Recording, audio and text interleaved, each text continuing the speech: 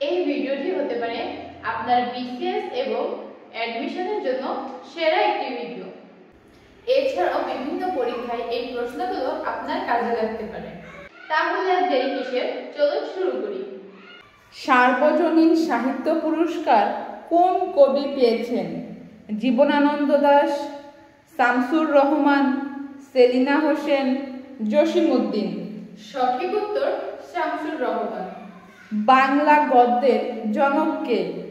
ঈশ্বরচন্দ্র বিদ্যাসাগর, সেলিনা হোসেন, জসিমউদ্দিন, মধুসূদন দত্ত। সঠিক উত্তর ঈশ্বরচন্দ্র বিদ্যাসাগর।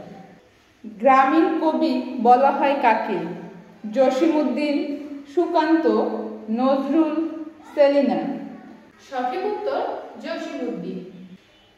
বাংলাদেশের মুক্তিযুদ্ধের সেক্টর সংখ্যা কত?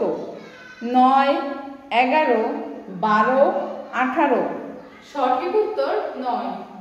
বাংলাদেশের কোন নদীকে বঙ্গোপসাগরের জননী বলা হয়? যমুনা, পদ্মা, মেঘনা, কপোতাক্ষ। সঠিক উত্তর মেঘনা।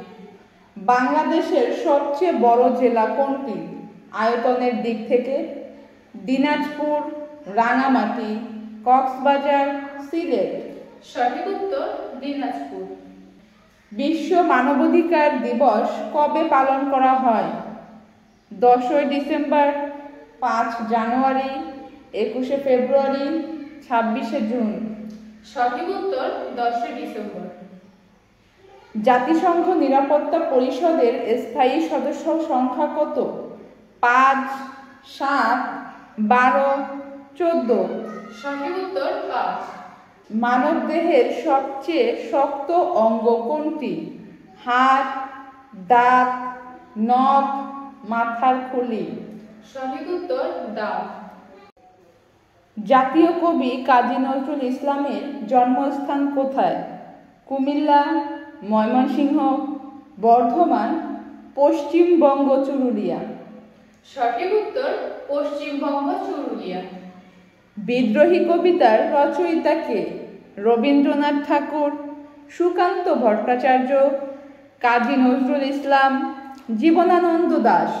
সঠিক উত্তর কাজী নজরুল ইসলাম। বাংলাদেশের মুক্তিযুদ্ধ কতদিন স্থায়ী ছিল?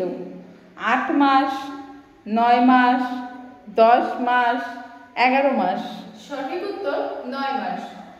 তাহলে এই প্রশ্নগুলো তোমরা চর্চা করো, কোনো না কোনো পরীক্ষায় তোমাদের এই প্রশ্নগুলো কাজে লাগবে।